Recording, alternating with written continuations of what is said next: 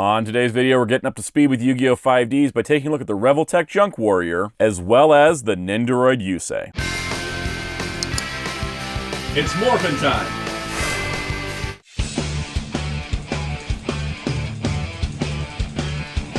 Hello, this is Soundout here, and on today's video, we're going to be taking a look at a couple Yu-Gi-Oh! 5Ds collector's figures, starting with the Revoltech Junk Warrior.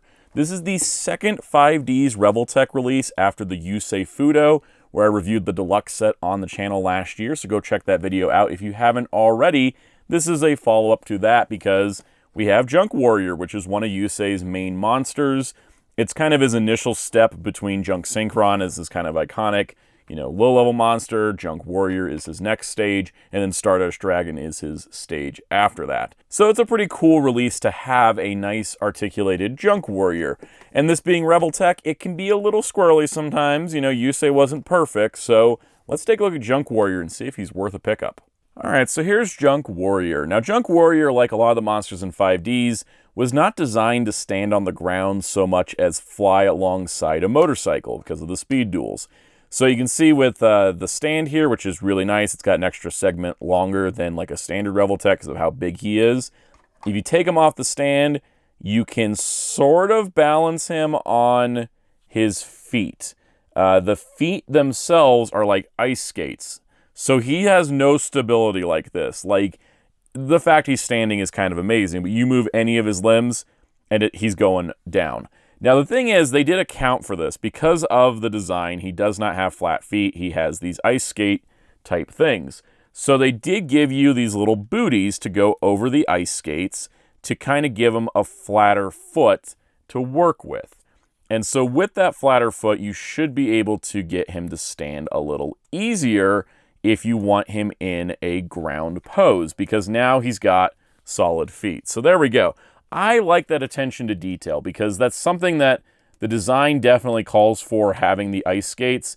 But yeah, some people do want to have, like, the figure not up on the stand all the time. Maybe just have it on the ground. And because of the little booties over the skates, you can totally do that, which I think is great. I think that's awesome. Personally speaking, I'm just going to keep this guy on the stand because I do want him floating. But if you did want to pose him on a table or on a desk, you can do that no problem. You're going to have some balance issues because he has one gigantic arm and he's kind of got a spindly design.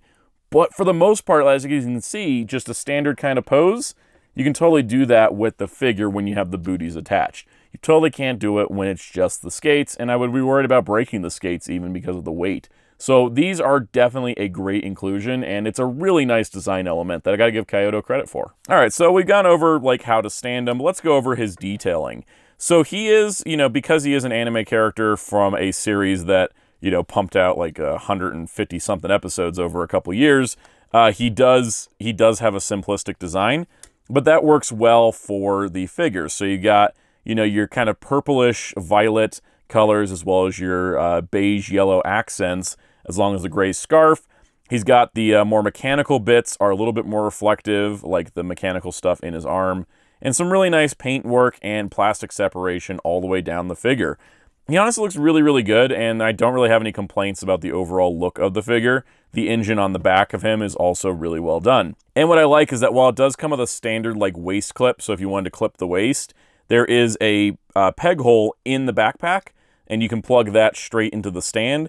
And I like that because sometimes when we get like robot figures, they'll put it like in the middle of the crotch or something. I always have never liked that, but this allows for a good point of balance as well as not breaking up the sculpt of the figure. Just kind of stabilize him where he should be stabilized. Now, in terms of that articulation, he can be a little funky because design-wise, that's kind of just how Junk Warrior is. So first things first, he's got kind of a standard neck ball joint. You can get some up, down, a little bit moving. It's going to be a little restricted by the big old scarf. That's kind of to be expected. The shoulder pads are on Revoltech joints, so they got some universal movement. These shoulders themselves, they can move out, they can move forward and back, and then they have a little bit of forward back as well. Now, the interesting part is there's no bicep swivel up here, but there is one down here. And there's a Revoltech joint there, so if you want to give him a normal like elbow direction, you can kind of get it to go like that. But it will be more restrictive because of the design. Like, you're only going to get a straight 90. So what they've done here is that they've added a joint into the arm. So they've added a joint into the arm here, which you can see, so you can get a more crouch pose. It's just going to kind of gorilla arm him a little bit. And while I was doing this, I just scratched myself. Be careful of the edges, folks. This guy's got a good elbow range here, which is really, really nice, and that way you can get some additional movement. And then the wrist has the Revoltech joint as well, which is up and down, pivots, moves, all that good stuff. Now, in terms of the other arm, it is slightly designed different, but pretty much the same down to the elbow. And then once again, if you want to have just a straight elbow, you got that. If you want to have a more articulated elbow, you got that. It's just going to depend on how you rotate it. Though I will say, because this is a cylinder, as opposed to this one, which has that specific very sharp edge, you can just kind of pose it a lot easier without worrying about like sculpt break. And then the hand is articulated, and the little hand guard does move forward and back, which is pretty nice. All right, so for the torso, this is probably the part I like the least. It's got this little bit of movement, and just kind of like this little rock, and then it's got a rock at the bottom. This upper one's kind of loose, so when you have him on the stand, his hips, his whole like lower torso has a tendency to just kind of wobble a little bit, and it's just really cool. And then you got the hips that move out. They don't move super far just because they got the clashing armor here, and then you got hips that move forward and back, so you got that motion plus a thigh swivel. So if you really want to get like really far side kicks, totally an option. Then you got a double jointed knee, but the interesting part is that the double jointed knee doesn't really do much because that top knee doesn't move that far, but then the bottom knee has the extra movement. So you can get that far, and then his ankles pivot and rotate and do all that good stuff. So he's got a lot of posing options. Now on the back, to accommodate all the dynamic posing, there is articulation on the scarves. They're on the same kind of joints that everything else is. And then the backpack does articulate forward and back, which does help with stability when you have the stand plugged into it. Now, in terms of accessories, this guy doesn't come with too much, but that's okay because I feel like the size of him is kind of making up for a lot of the price, because when you look at him compared to, say, like another Revoltech figure, one in particular I reviewed, like Yusei, he's huge. Like, he's really big, especially for like a Japanese style figure. Those usually tend to skew a little smaller. He skews pretty big, so the fact that he costs about the same as Yusei works out for me, because he doesn't come with as many accessories, but he's gigantic. And the accessories he does come with make a lot of sense for who he is. And those accessories are some alternate hands. You get some dramatic outsplayed hands for both arms, and then you've got two more grapply, sort of more relaxed hands for both arms as well. So you pair those with the fists, you're pretty much going to get any pose you want for Junk Warrior. So if you want him in the dramatic fist forward pose that he's really known for, totally an option. You can also do his iconic card art pose, which I think is pretty cool. It's something I think all these Yu-Gi-Oh! Monster figures should be able to do, is do the card art pose, because that's kind of like the source of their design. You can also pose Junk Warrior into running poses, which is good if you have like the Playmates Dual Runner and you want to have him running alongside it. And as we established in the last video, this does fit the Revoltech figure. So overall, Junk Warrior is actually a pretty cool figure. He's a little tricky to pose, but once you get the hang of it, he poses pretty nice. It's a little just weird because he's got the big arm, he's got the scarves and stuff. He can be a little tricky to figure out. But once you figure it out, you can get some pretty good poses out of him. In fact, I'm not 100% on this one. I might change it up a little bit more. I just kind of wanted to have like a little bit of a little like cascading shelf here. He looks, of course, really great with the Yusei Revoltech because they are in the same line. Of course, the little junk Synchron that came with the DX set or those blind boxes is, you know, of course, like the step up. And then later this year, Bandai is going to get us covered with Stardust Dragon with the SH Monster Arts release. And I think I kind of want to have like this cool shelf where it's like Stardust, then Junk Warrior, then Junk Synchron, then Yusei. It's really awesome that we're going to kind of finish the set. It is going to be a little awkward because, you know, two are going to be Revoltech, one is also Kaiyodo, and then the last one's going to be Bandai. But I also kind of plan to have Yusei on the Playmates Dual Runner, so we're just going to have like all kinds of mixing companies. But, you know, at least it's not like my only Stardust option is the Funko Pop. My Black Rose Dragon option at the moment is going to be the new Funko Pop coming up, but actually, let's just leave that there. It's nice to get 5D stuff because I really love 5Ds, so expect more on the channel because I'm definitely going to review the Monster Arts Stardust Dragon, especially with how much it costs. I better do a video on it.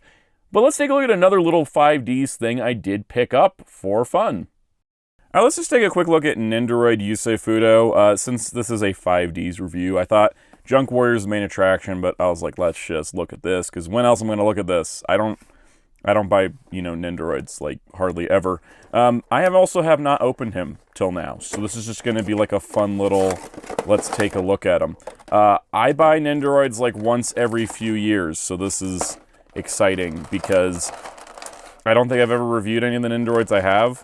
I think in total, I own, like, 5 Nendoroids. I have Wolverine, who was in a Wolverine video. I have Sonic the Hedgehog. I have, oh, that's right, I do actually have more than Nendoroids than I thought. I forgot that the Kirby Nendoroids are Nendoroids and not, like, just regular figures because they look so accurate and stuff.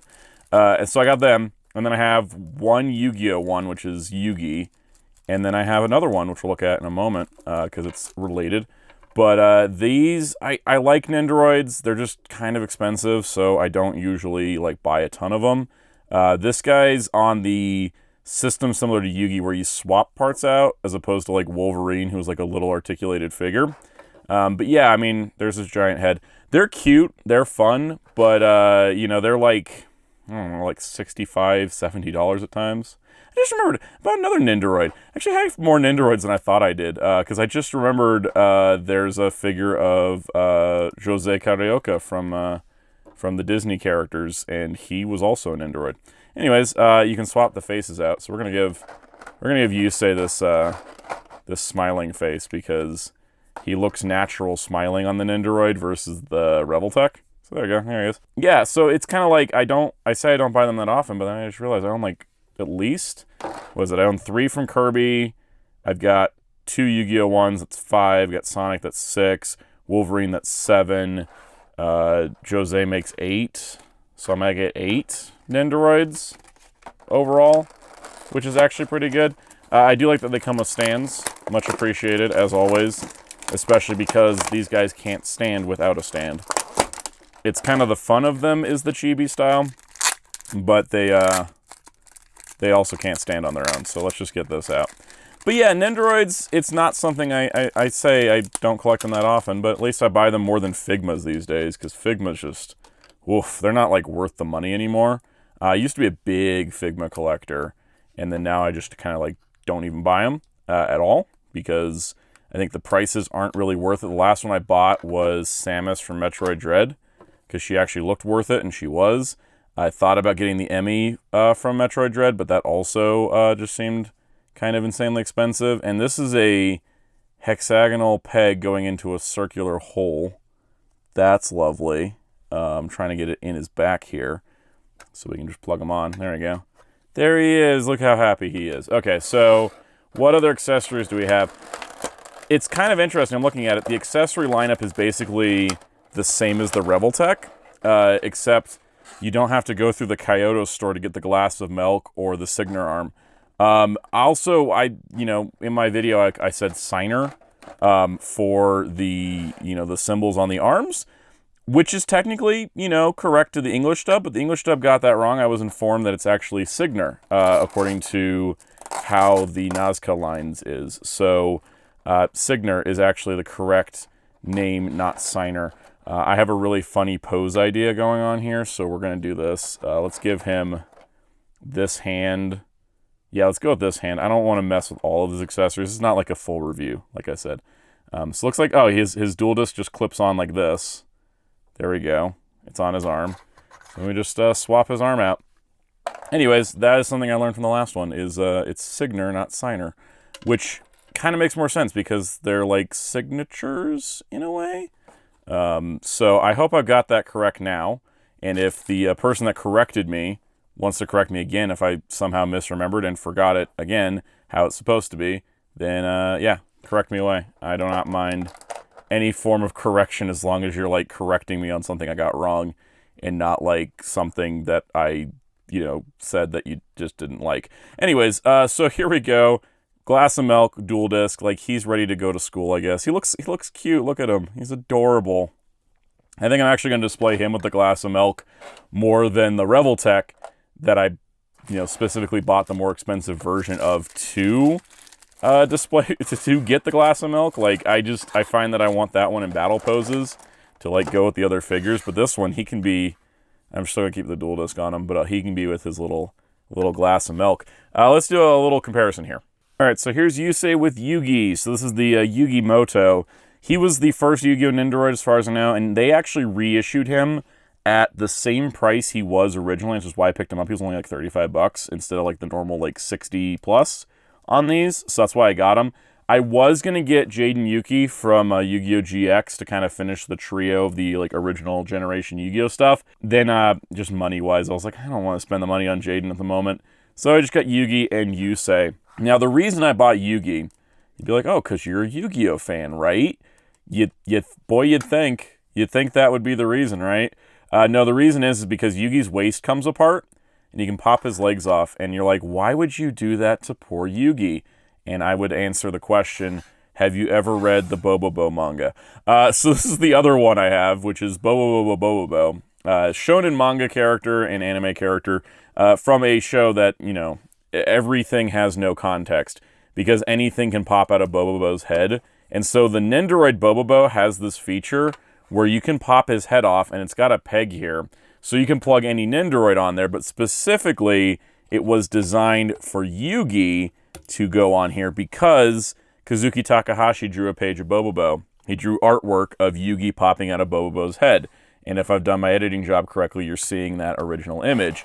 And so because of that, I was like, I need the Yugi as an accessory to my Bobobo because, you know, of course I'm getting Bobobo because it's like one of the only figures that exists for the guy. So that's really great. Now the question I have, and the whole reason we're having this discussion, is can I take and do the same thing with Yusei Fudo? Can I get, because does his legs also come off at the waist? Yes.